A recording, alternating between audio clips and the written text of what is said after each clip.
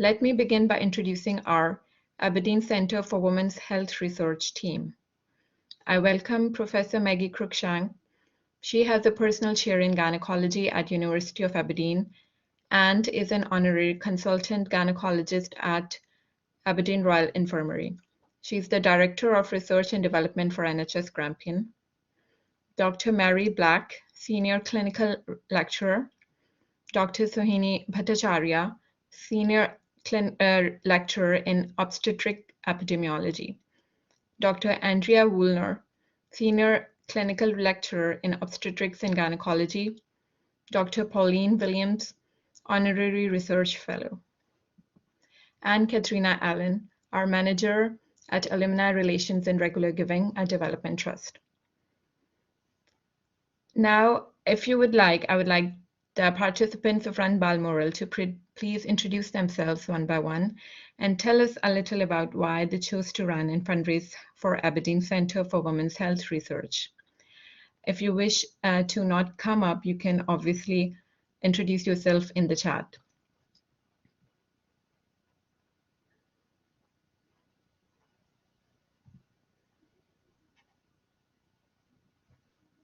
Can I please ask Igna to please come up and say hello?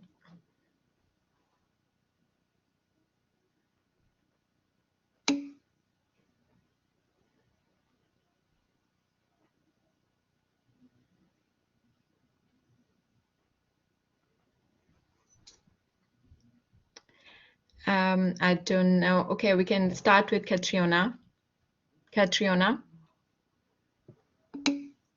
Hi, yeah, my name's Katrina and I'm actually currently doing a project with Dr. Black and I'm really looking forward to the race next month. Thank you. It's okay, Igna. Can we start with Jason, please?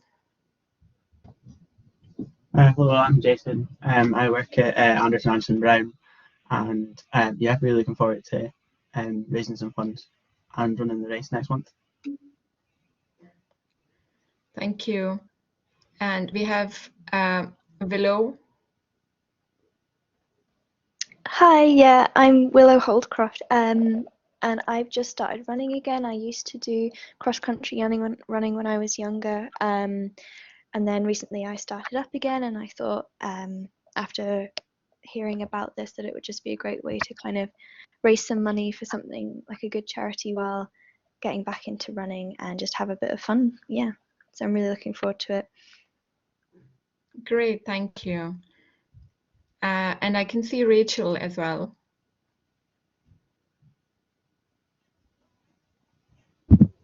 Hi, can you see me? Yeah, I can. I'm Rachel. I work for Anderson Brown Consulting in Edinburgh. And like Willow, I used to run a long time ago, trying to get back into it and be healthy again. And also I'm running because breast cancer runs in my family. My sister had breast cancer by the age of 40, so it's something that is near and dear to my heart. And apologies for sounding a bit like a frog. I'm getting over a terrible cold. So that's me. Thank you, thank you. I hope you get better soon, Rachel. Can Catherine hear me?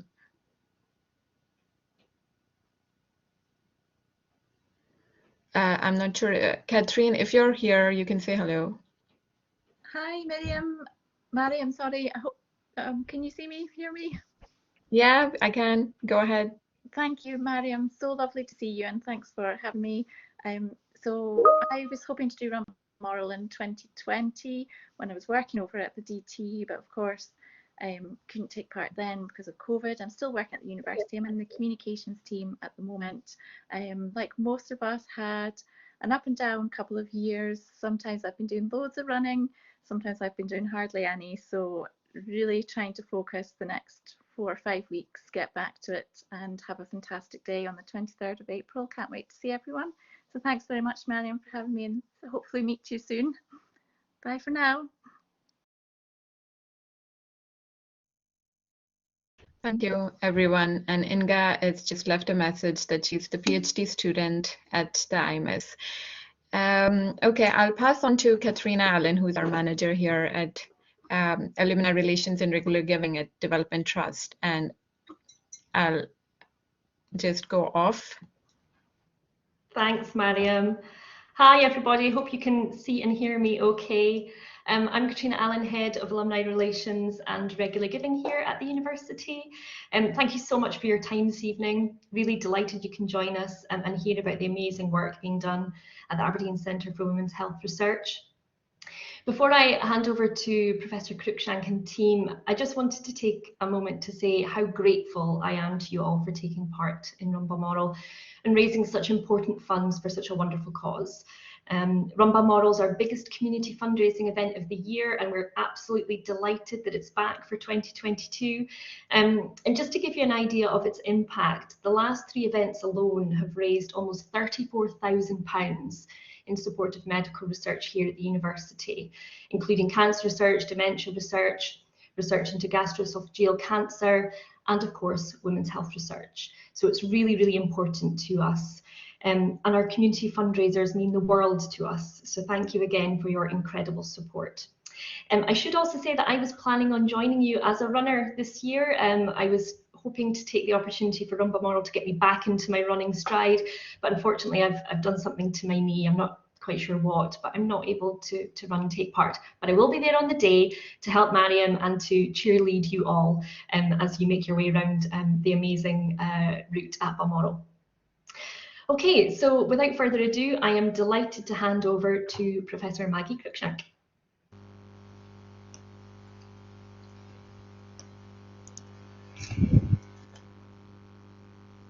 Hi, thanks very much, and I hope you can see and hear me okay.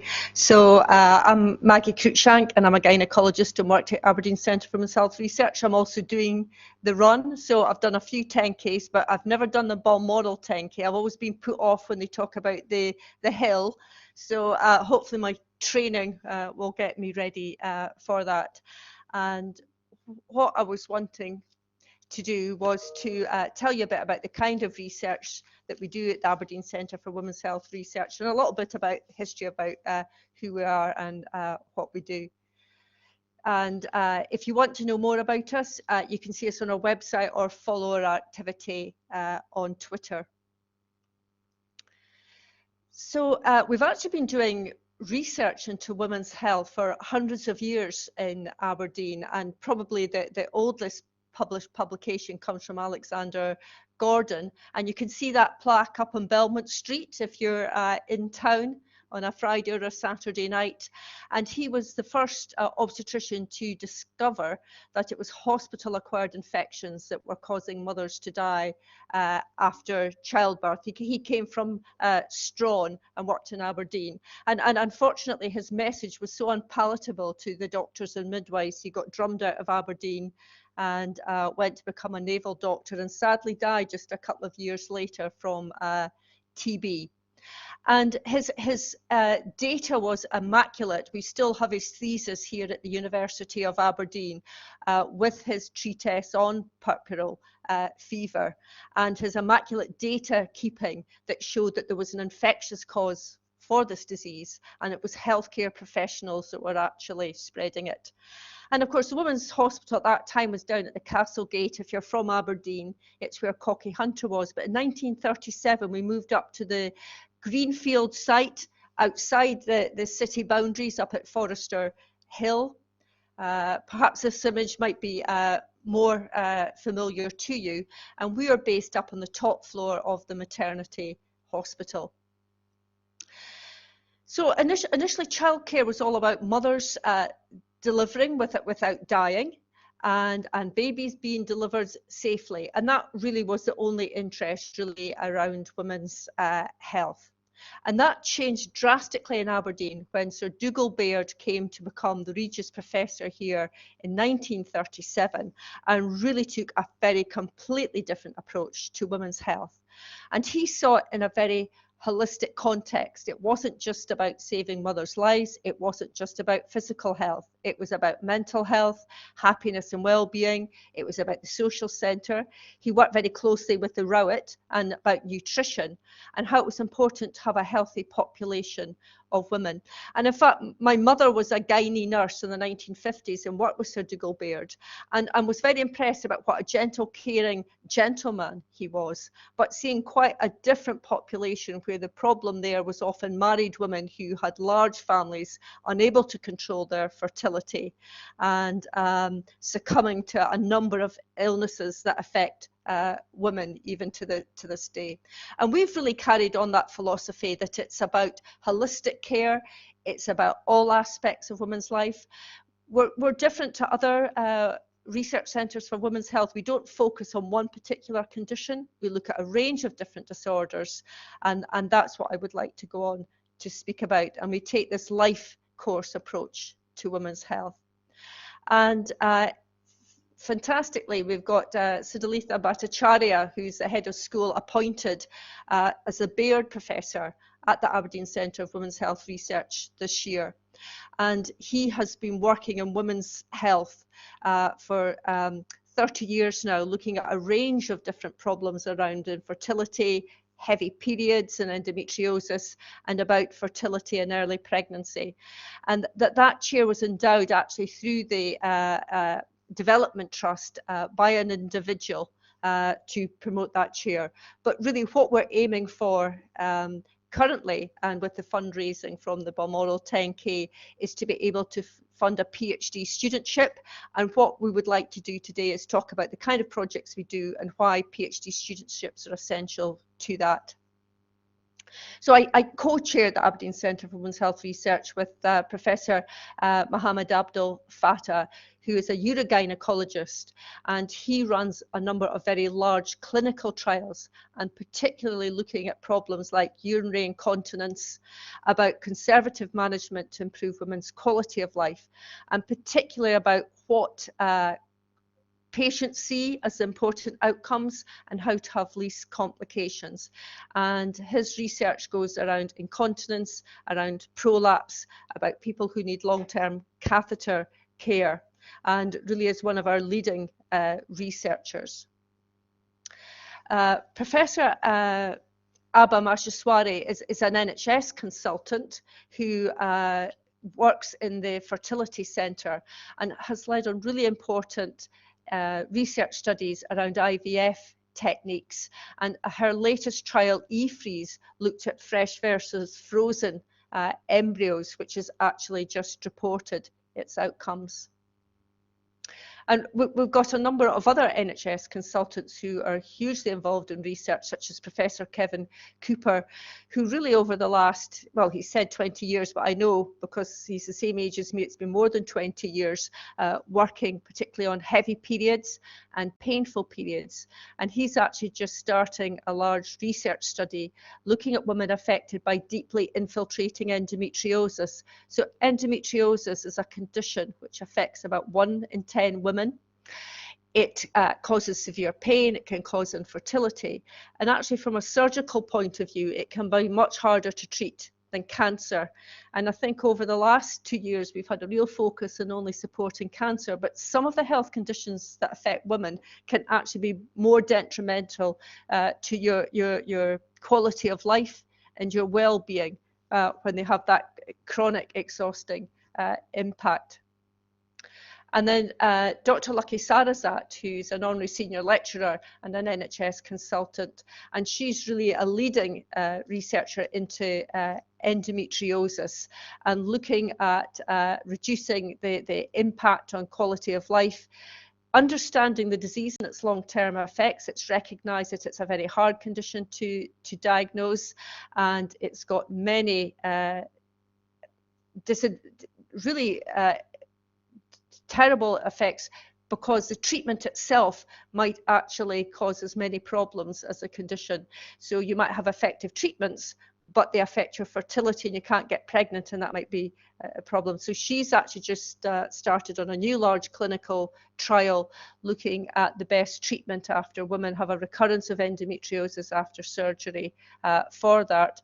And she's actually supporting 2 PhD students looking at understanding endometriosis and its impact. So what I would like to do, you saw Mairead Black in those photos running in a previous Balmoral 10K. So I'd just like to hand over to Mairead for her to speak about her own research in our centre. Thank you. Hopefully you can hear me now. So I'm just going to tell you a little bit about what I've been doing and what I will be doing in the future. So we're thinking a bit about the type of funds that could be raised and how they could be used for PhD students in particular. So just to give you a bit of a flavour of PhDs here in Aberdeen. So about 10 years ago now, I was planning my PhD, and at that time, there was really only just the beginning of an understanding that the long-term health of children might be different if they were born by planned caesarean section compared to babies who had experienced labour or even vaginal birth. And so it was an incredibly exciting area to be working in, and Aberdeen had a couple of real assets in terms of expertise and research methodology and data, which allowed me to look at the whole of Scotland's population and compare long-term children's health according to how they were born, whether they'd had been born by planned caesarean section without labour or whether they'd been exposed to labour. And that led to some quite exciting findings around increased risk of asthma, and some findings which have then been found again and again since then over the past decade. But that study is one of many that have been used to shape the recent national guidelines on information that we should give to women when they're planning how to give birth. And the other part of my PhD was looking at what matters to women when they're deciding how to give birth after a previous caesarean section. So this touches on another major interest of mine, which is what information women want and need when they're planning how to give birth, whether that be a first birth or a subsequent birth. And that work that I did then has shaped a lot of the work I've done since then on understanding what it is that women need, how we should get that information to them, and what gaps there are there in what's stopping us from doing that. So why is there currently across the whole of the NHS a problem with lack of information and lack of choice for women around childbirth? So that particular PhD was quite a mixed project, looking at big data and also looking at psychology, doing different types of sort of interview studies, survey studies, and taught me quite a lot of different skills. So I've used some of that to shape the work I've done since then, and also to influence the students that I'm supervising now. So I have two PhD students at the moment. One of them is actually based in Birmingham, but splits the work with both myself and other senior researchers in Aberdeen. And what that project in particular looks at exploring health outcomes in pregnant women who have 2 or more long-term health conditions. And it's an enormous piece of work. The PhD is just a small part of it, but we're basically looking at what it means long term if women with multiple health conditions become pregnant. How does it affect their own health in the long term? How does it affect the health of their children? Are there issues with the different medications that are taken? Do they interact with one another? And the PhD student that I'm supervising is also looking at developing a set of outcomes that should be used in every research study in future that's aiming to improve the outcomes for these women.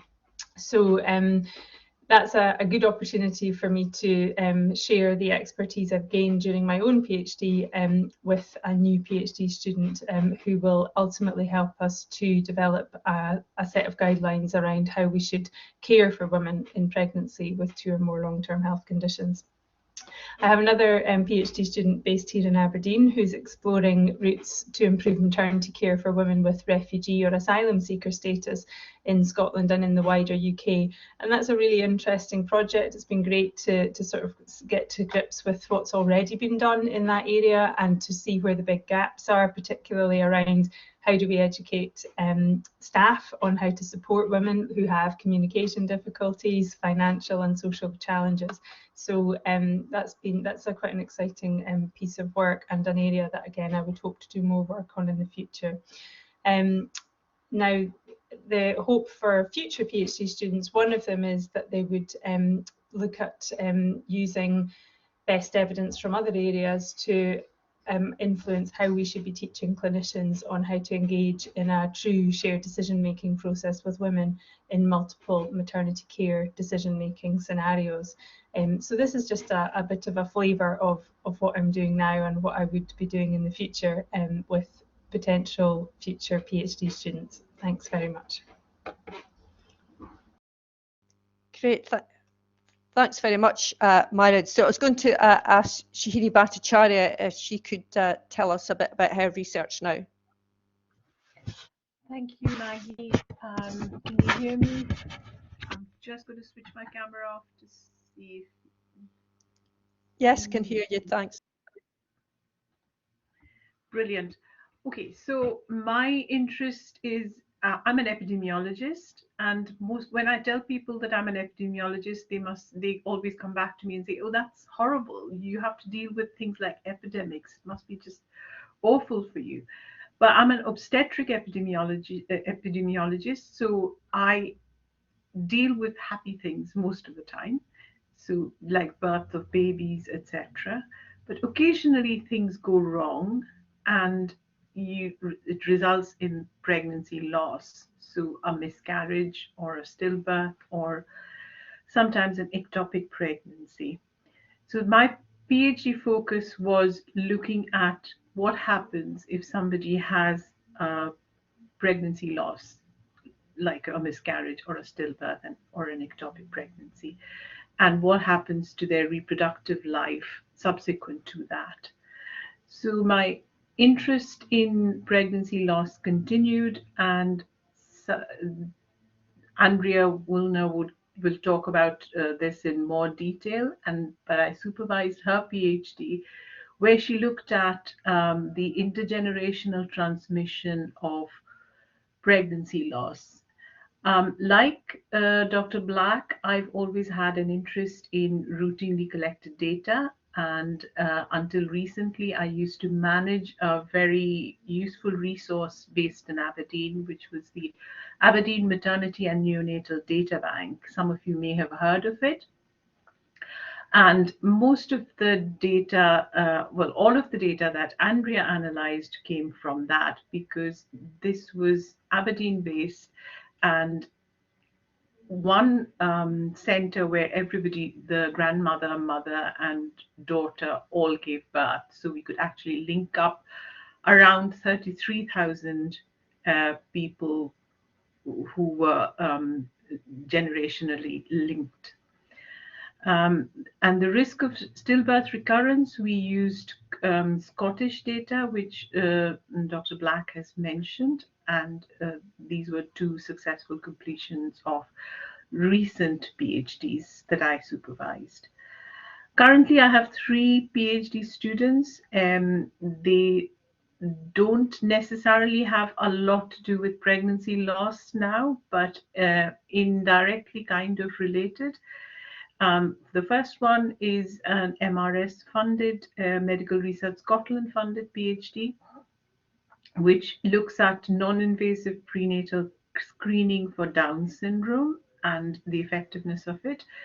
Some of you may know that this is a test that people do from the mother's blood, right? Taking the mother's blood and looking at the genetic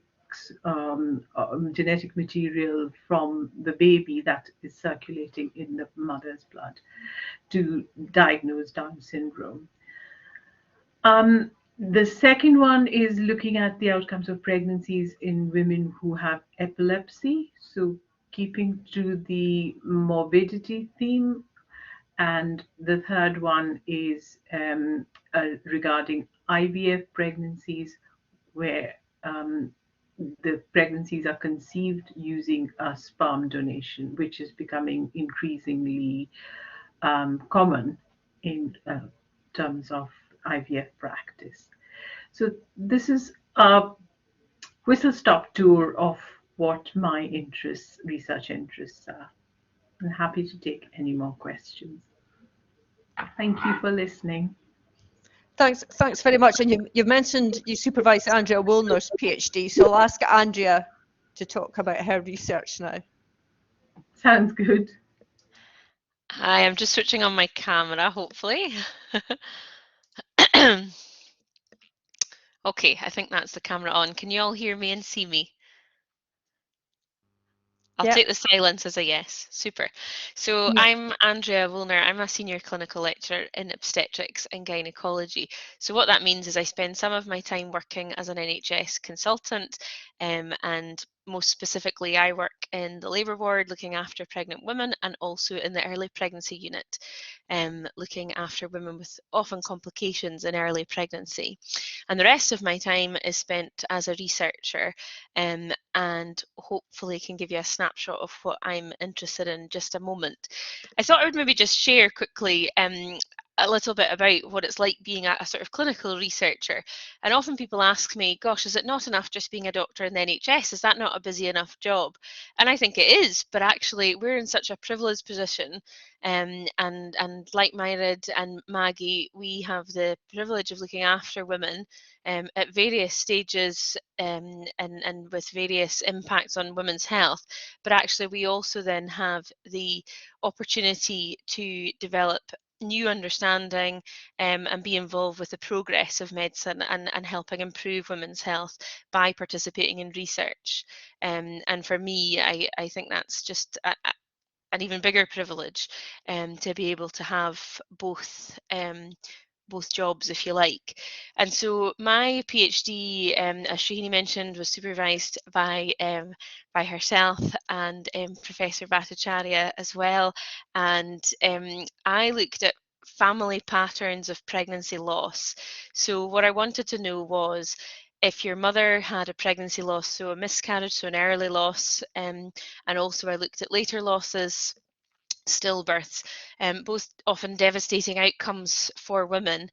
And if a mother had one of those losses, was her daughter at higher risk of such a loss? And really that question came from the fact that that's what women ask us in our clinics. That's what women often want to know. Am I at higher risk?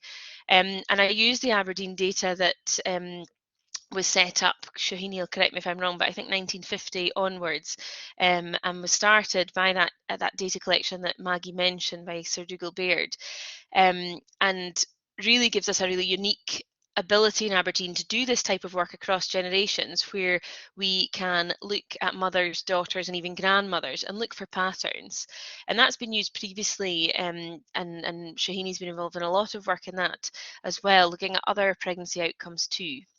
So throughout my training to become a consultant and a clinical consultant, really I have aligned research alongside, and my interest is across early pregnancy. Maggie mentioned earlier that as a centre we have a real life course approach and a holistic look at women's health. So I'm interested in various aspects of early pregnancy care, miscarriage, ectopic pregnancy, and also later adverse pregnancy outcomes such as preterm birth, which is one of the leading causes of morbidity and mortality in children born across the world, and also interested in stillbirth, which is later pregnancy losses. And really, at the moment, I'm quite early in my career, so I have been in my position as a senior clinical lecturer for just over 6 months. At the moment, I have a master's student just starting a project looking at possible medical treatments for use in women who have ectopic pregnancy, and that's a collaboration with our Australian partners as well. So thankfully COVID has brought us technology, and so I am co-supervising that with one of our professors that works in Australia but is also part of our centre. And then my interest going forward is hopefully to be able to supervise a PhD student, and I have lots of ideas, as you can see, but one of the key things I wanted to mention was about preconception health. How do we make women and their partners as healthy as they can be prior to embarking in pregnancy? Because we know that lots of factors are involved, and risks such as miscarriage, such as smoking, for example, raised BMI, and how do we improve the health before becoming pregnant, before those risk factors can then affect a developing pregnancy. And so that's one of the areas I would really like to look at is how do we make appropriate messages from a health perspective, but and get that message across the public, and how do women and their partners and also young people perceive messages of how to become healthy and what impact their health has, both on becoming pregnant, so their fertility, and also then on the developing pregnancy. And I'm also really interested specifically on improving health after a pregnancy loss. How do we try and improve health after a couple has had a miscarriage?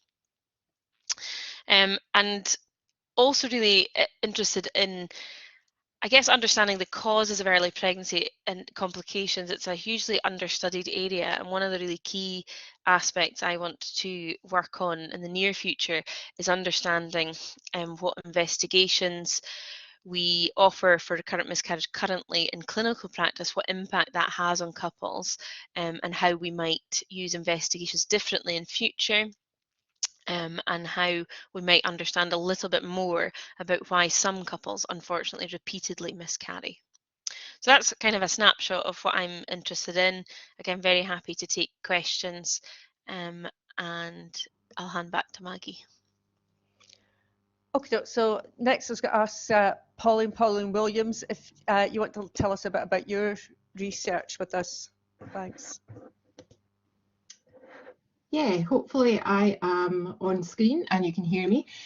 So hi everyone, my name is Paulie Williams. I'm a GP and an NRS Career Research Fellow, which in everyday term means that most of my time is spent in clinical practice as a GP. I work in a city centre practice, but one day a week I do research. And this fellowship that I currently have follows on from my doctoral fellowship when I did my PhD under the supervision of Maggie. And as Andrea said and others have said, working clinically is actually generates research ideas and research questions for us, because we see what's happening to our patients, and it it stimulates ideas and thinking, why is that happening? How can we look into this? So one of the things as a GP I noticed was that lots of my colleagues would send patients to me if they needed internal examination. And I'm particularly interested in the earlier diagnosis of gynae cancer, such as ovarian and cervical, and actually thinking about the role of internal examination as part of that diagnosis. So one of the things that people can struggle with is the kind of intimacy, difficulties with gynae symptoms and examination. So bizarrely, a whole PhD just on the use of internal examination, but just in its role with diagnosing gynae cancer. And what the PhD actually showed, that women who had an internal examination before they were referred to the hospital were actually 4 times more likely to be diagnosed at an early stage of cancer. An early stage of cancer is important because that improves survival, and it also, not only is it important for survival, but increases the treatment options we have.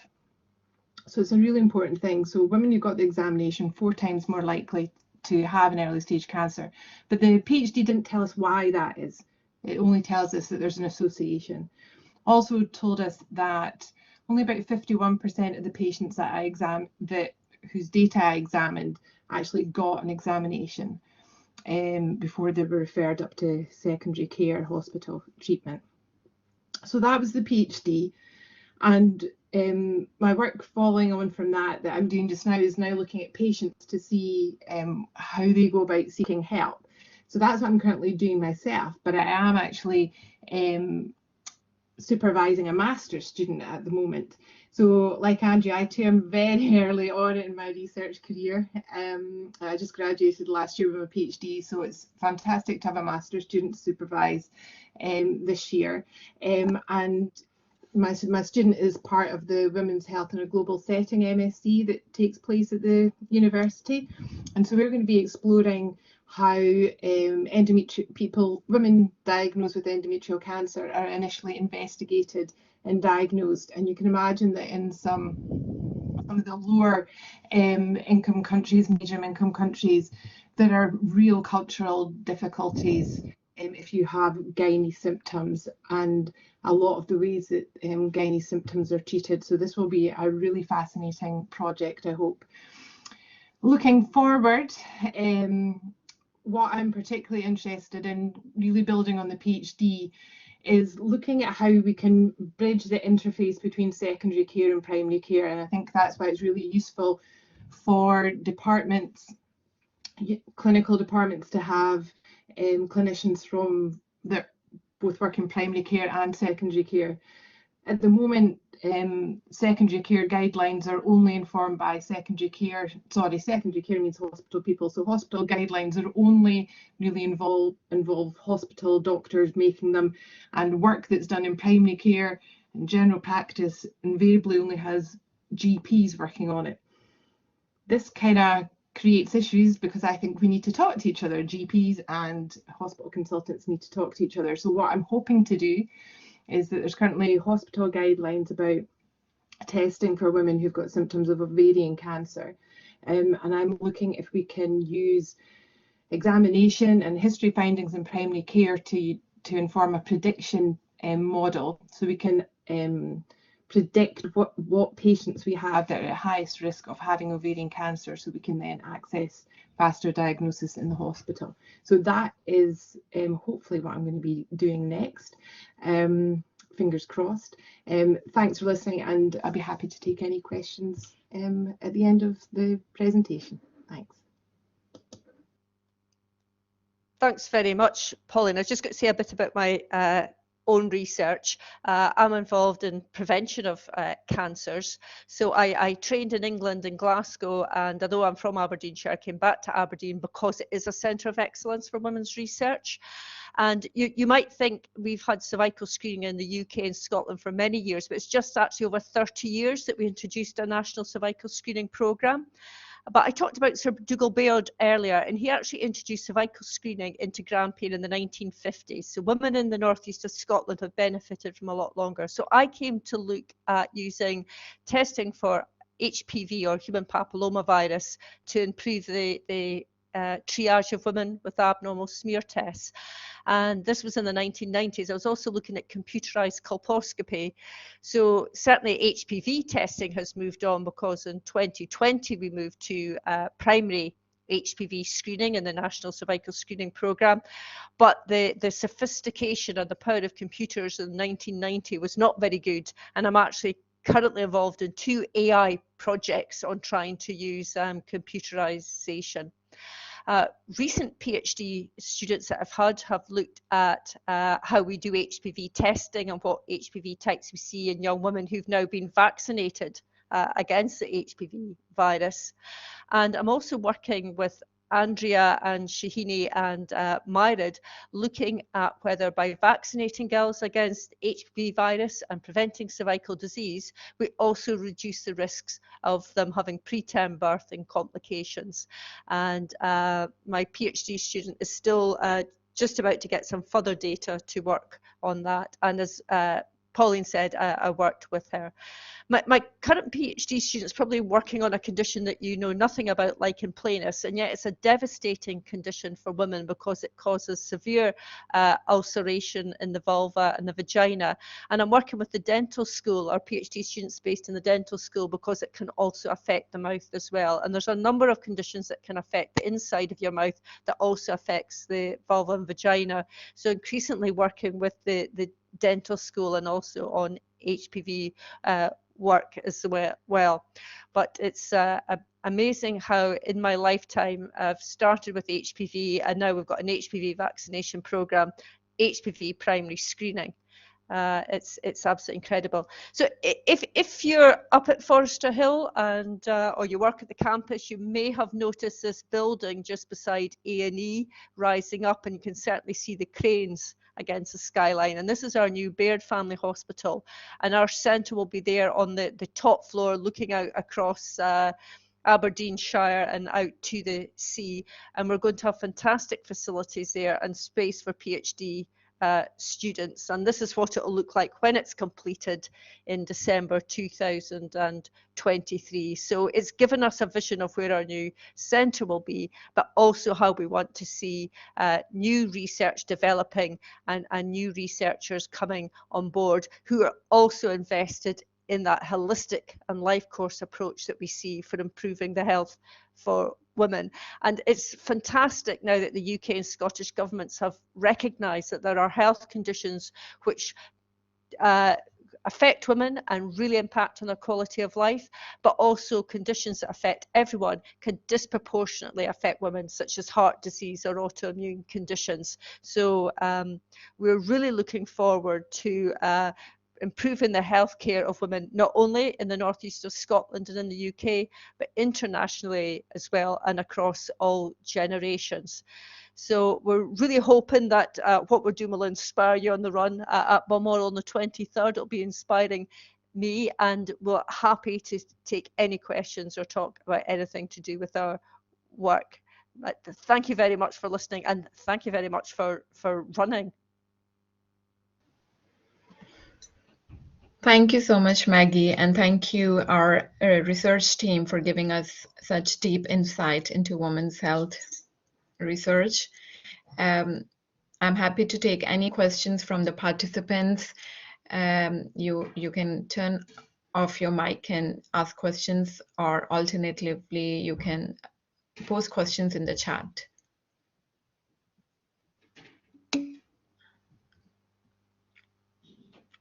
Can I ask you, Maryam, because we were meant to get our t-shirts tonight. It's a pity we can't all meet together, but what happens now about getting our t-shirts for the run? Thank you, Maggie. Yeah, the t-shirts will be on the day. They will be available on our Development Trust stall, marquee, whichever we are going to get on the day. And all the runners can come to us and they can grab their t-shirts on the day and wear them. We'll be having plenty of sizes for everyone to choose from.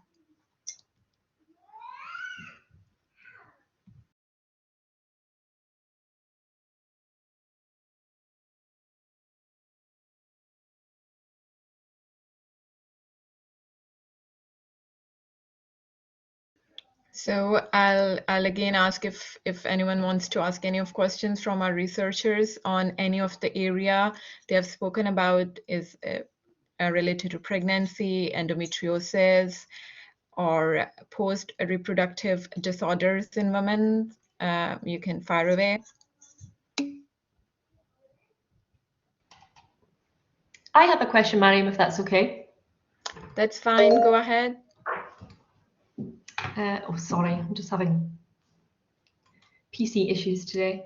Yeah, well, first of all, I wondered, Maggie, who were the ladies featured in the image at the end of your slideshow there? All right, so I should have said there that Diane was actually one of our research nurses. So she worked as a nurse in the fertility centre, but she also worked as a research nurse on a number of different projects. And one of that was actually supporting women who didn't turn up for their smear test to see how we could encourage women. So that's Diane on the right-hand side with her mother, her daughter, and her granddaughter. Oh. And we'll have that picture from Diane because women who give birth in Aberdeen have their data in Aberdeen Maternity and Neonatal Data Bank that was set up by Sir Dougal Baird in the 1950s, doing this cross-generational work. So it exemplifies how Aberdeen have got this unique data resource where we can look at a population of women across generations, but also the fact that Diane actually worked as a research nurse herself. That's lovely. It's amazing. Thank you. Thank you, Katrina. Since I'll just go ahead for a question from the team, research team. I'm very much interested in knowing what's the treatment in progress for endometriosis and conditions like adenomyosis. Because I'm very much aware how much it affects women, and maybe the surgery is the only, not actual treatment, but the only kind of a treatment apart from contraceptive hormonal treatment. So how much are we close, or how much are we far away from really finding something about these conditions? So I would say that neither Kevin or Lucky, who do the endometriosis research, are here just now, but Lucky has recently completed a trial where it compared different hormonal and medical treatments to surgical treatment, and her most recent study is looking at whether it's surgery or hormonal treatments when it comes back. And like I said, Kevin Cooper is looking at women who've got this deeply infiltrating endometriosis, which is a particularly devastating and painful condition. And Lucky works with a European-wide collaboration, and part of that is working with the University of Edinburgh trying to identify novel treatments. So probably we need to get Lucky to answer that question, because she's the expert in that area. But the great thing has been that over COVID, a lot of operating was just cancer operations or emergency operations, but Lucky was able to restart her endometriosis study comparing operations with hormonal treatment at the beginning of this year, and has already recruited several women to it. And Kevin Cooper's study is about to start recruiting as well. So it's great with all the impact of COVID that these research projects are getting going again when it's such an important issue. Great, thank you, Maggie. Okay, so if there are no more questions for the team, then I would take this opportunity to thank you. Callie, do you want to ask a question? Yeah, is that okay? Yeah, I actually popped it into the comment section. I've actually got a couple of things that I want to pick up if that's okay, if we've got time. The first one is I'm going to put it towards Maggie. No pressure. Run Balmoral has raised around £30,000 over the last few years. We've actually been going a lot longer than that, and I probably raised more. But last 3 years, not including obviously 2020, were really successful. Is that amount of money, when we look at the huge breadth of the research that you're doing, is make a difference? Can we run this year and let's raise £12,000 or £15,000 and know that that's going to make a difference to the research that you're doing within the centre? Yeah, that would make a huge difference, because that would cover a PhD studentship for a year, and you can see that all the researchers here, that initial work was all done on PhD studentships, and I don't think people realise just how important the work is that's done as part of that, and how you can answer really important clinical questions. So that amount of money would be fantastic for taking forward a new programme of research with a PhD student. Okay, good. That's really good to hear. The other thing I wanted to bring up, don't worry, this isn't a question for you, Maggie. This is a general observation, and I'm actually aiming that at some of the people who are going to be running with us this year, who are coming to us from AAB. I was thinking about this the other day. I came to the university in 2015, and one of the first companies that I went out to speak to as a fundraiser for the university was AAB, and I met with Jessica and had a good chat with her, and I was hoping to actually steer her towards scholarships, but we started talking about Run Balmoral. She said she'd always hoped to be able to get together a corporate team. I said, well, we usually have places at Run Balmoral, you know, I'm sure I could organise for you to get 5, maybe 10 places.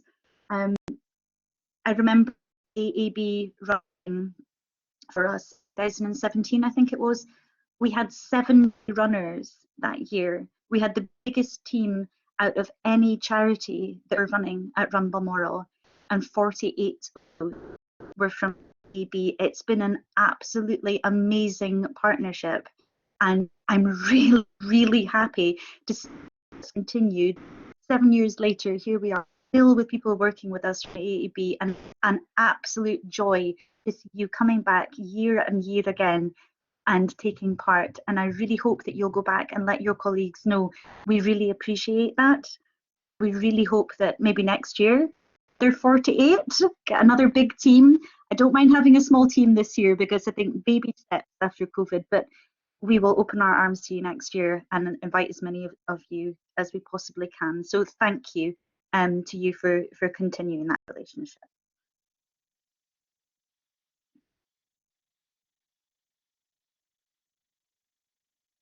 Also, I guess Willow's got a question about running the 5K. No, you can't run the 10. I'm kidding, Willow, but I hope that Maryam will be able to answer that question for you. Thank you, Kelly. That's great. That's great to hear. And yes, thank you, AAB team. It has been fantastic to have them this year as well. And I know there are a few participants today from the team AAB. So yes, a huge shout out to all of them. And we have also, apart from that, we have a huge team from Aberdeen University as well this year. So a huge shout out to them, and a huge thank you to everyone from University of Aberdeen as well to participate this year and raise those essential pounds that we really need for the research in women's health. Talking about your question, Willow, you can of course run 5K as well. Not as well along with 10K, but if you want, you can run the 5K and not the 10K, if that's what you mean. Thank you, Jason. I know Jason Clifton is here from AAB, and thank you. Thank you, everyone who came today to listen to our very, very prestigious and great researchers that we have here from the Aberdeen Centre of Excellence on Women's Health Research. I really, really do appreciate all the runners who have taken time to come and listen to us. And yes, I really hope to see you all on the day. And I really hope that it's as good a day as it is today. So lots of sunshine, fingers crossed, and hopefully we'll raise lots and lots of funds for our great team. Thank you. See you all soon. Thank you. Thanks very much. Thanks, everyone. Bye-bye. Thank you. Bye. Bye. Thank you. Bye-bye.